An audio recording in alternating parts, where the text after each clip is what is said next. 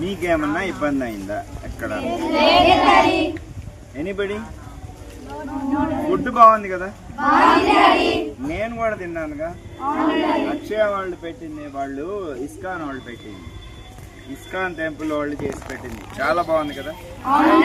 బిర్యానీ పెట్టారు కదా, సాంబార్ రైస్, పెరుగన్నం, ఓకేనా?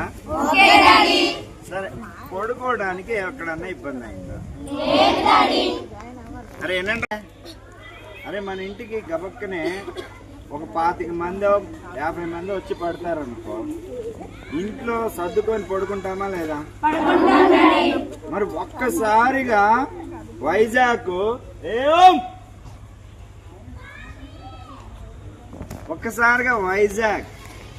పోయి 25,000 మంది మనం పడ్డాం. మనకి అకామిడేషన్ ఇచ్చారు, మంచి భోజనం పెట్టారు, అవునా కదా? స్నాక్స్ ఇచ్చారా లేదా?